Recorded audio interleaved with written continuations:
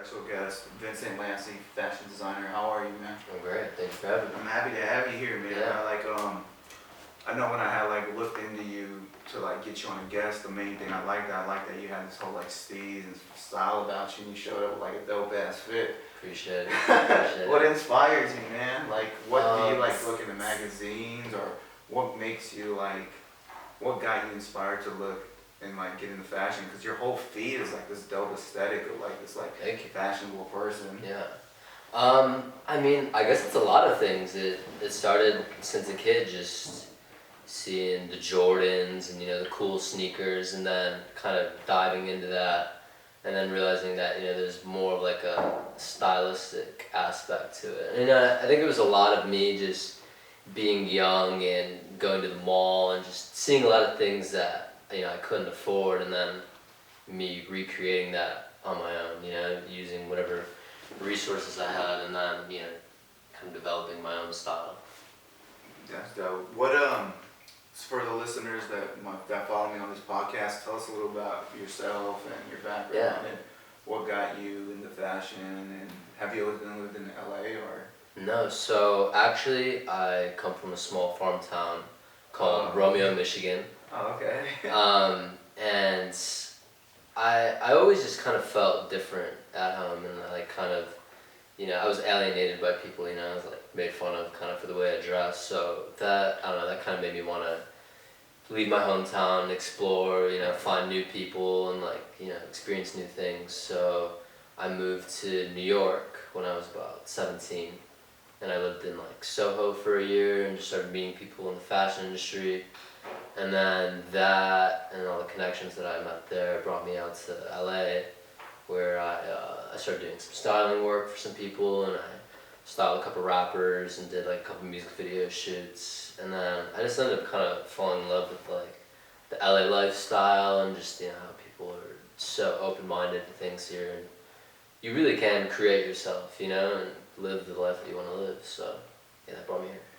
As for styling stuff, alright, so you have a client, he's a rapper stuff. What for inspiring stylist or someone that's trying to set up an aesthetic to help someone else, what's the first thing you look for when you see someone? You're oh, how do you know? Do you pull, or does it just come to you? Yeah, well, normally when I meet someone, everybody has their own kind of personal sense of style, but sometimes it's just not defined enough, or they just don't have the access to find pieces that kind of accentuate their style. So I feel I can see the core personal style in a lot of people, and know what they'll look good in, or at least help them to make some risks that will be rewarding. But I definitely have my own personal sense of style too, and I definitely influence that on my friends. I kind of like to be mostly sleek and all black. You definitely have to have a dope look. So it's Appreciate it. I know it's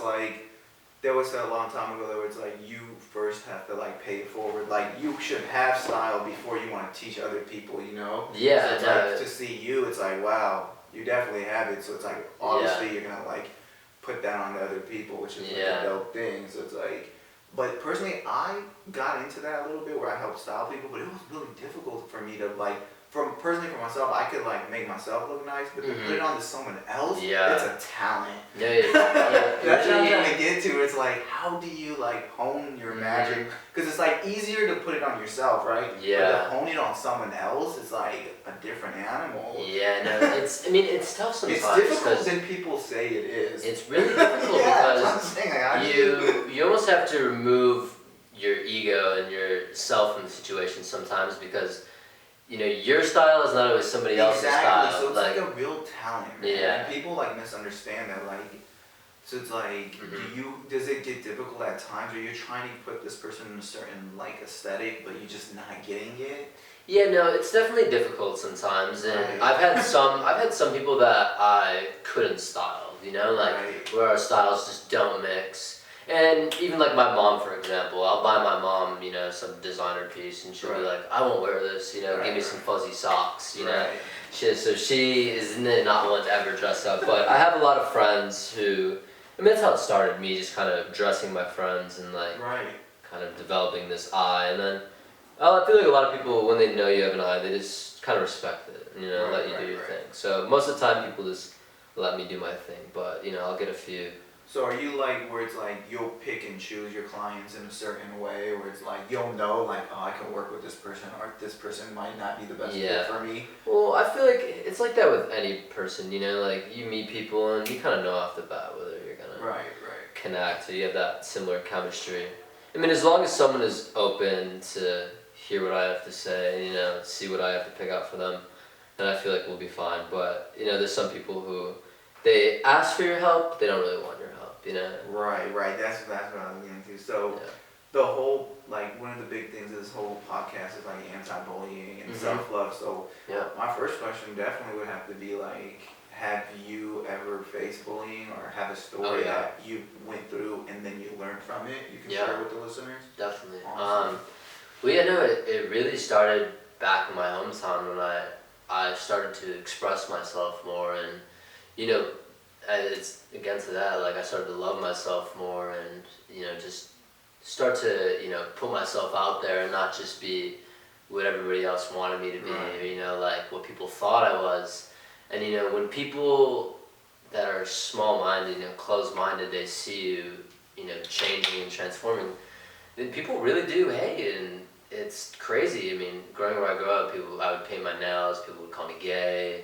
Alright, I noticed that, but it doesn't come off like that to me. It comes off like, yo, this guy has swag. It doesn't come off like that, so it's like, it's a dumb way, but I could see how it could have been like twisted when you're younger, right? Because people aren't used to it, you know. Out here it's different because people express themselves, and that's why I love being here, is because I feel normal sometimes being here, because there's people that are way out there, and you know, go to the 10, but yeah, no, being home, I remember I started wearing like Chelsea boots and stuff, and I mean, keep in mind that I grew up in this farm town where kids ride John Deeres to school, and you know. So this would be a great question where I'm going to lead to with like, how would you, if there's someone right now going through what you were going through, where they felt like they were trying to like move in a different way, but they were treated kind of like, I don't belong here, what would you be your advice for them? I would just tell them to keep going, you know.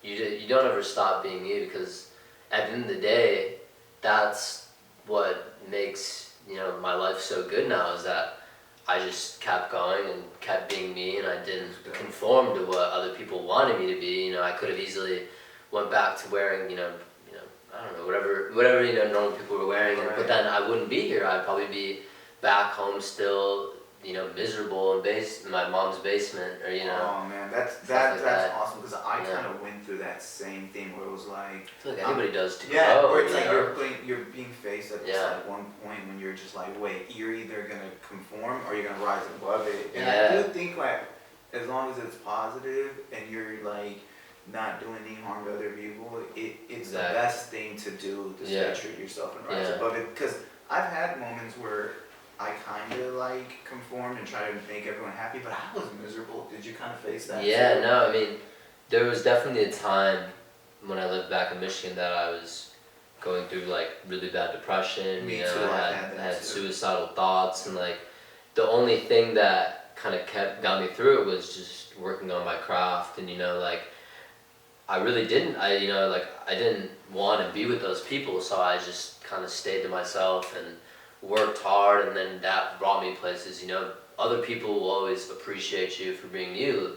Being here in LA, I have such a great group of friends and people who support me, and you know, people who look up to me, and you know, people I look up to that, you know, give me advice, and it's really great to just, you know, get through that. It almost feels kind of like triumphant in a way. No, it definitely is. I kind of like what you're saying, that I kind of went through that same thing where I was like, I want to be me, but then so many people were like pushing me in a different direction, but then I was still like miserable not being me. So I know where that is. And like, you came out here and like, so what's something you learned since you've been out here? That you did a lot of things. I think the biggest thing that I've learned is that LA is definitely a place where everybody plays it day by day, you know? I can't ask my friend today what he's doing tomorrow, and you know, unless he has like a job, you know, unless he's like one of my normal friends that have a job, but people here live life day by day, and I think the biggest thing that I've learned here is that you really can create your life, you know? Right.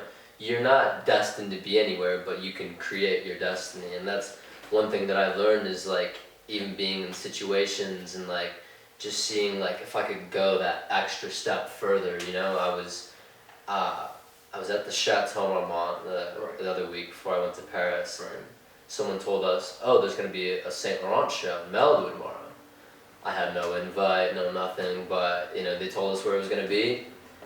Me, one of my girlfriends, we go to the show, and we're just kind of like waiting around, you know, we see our friends going in, and we're like, god damn, like how are we going to get in? And so we're kind of waiting around, and like, you can tell the show's about to start. There's maybe like 5 minutes till the show starts. And one of these production guy comes up to us, and I can tell because he's got the little earpiece thing on. So I'm like, hey, what's going on? You know, we start talking, blah, blah, blah. You can tell he doesn't care about the show. He's got some Crocs on. You know, he's just there to do his job. So I'm like, oh, do you have like one of those production passes? He's like, oh yeah, it's right here in my pocket. I'm like, well, would you let it go for $50?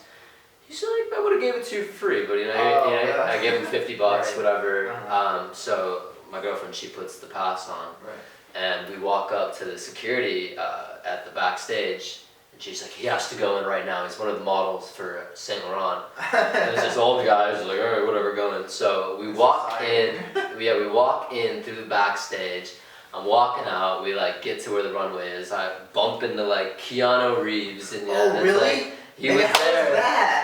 He was like, because he kind of like came back, like he's kind of like he's back in a big way. Because he was like the lead of Saint Laurent, then all I saw those memes where they're like, he's back. And and was he look at this? How was he in person? Really nice guy. He's like, fuck about it. Oh really? Oh man, it's exciting, man. It was super exciting, man. The show was phenomenal. We went to the after party at Soho House. How was that? It was crazy. This is what I'm getting to. Oh, yeah. So one of my friends, he works close with the creative director of Saint Laurent. Like he's modeled for them for a while, and I guess he just did this collaboration with him. So I met up with him at the after party, and then he introduced me to the creative director.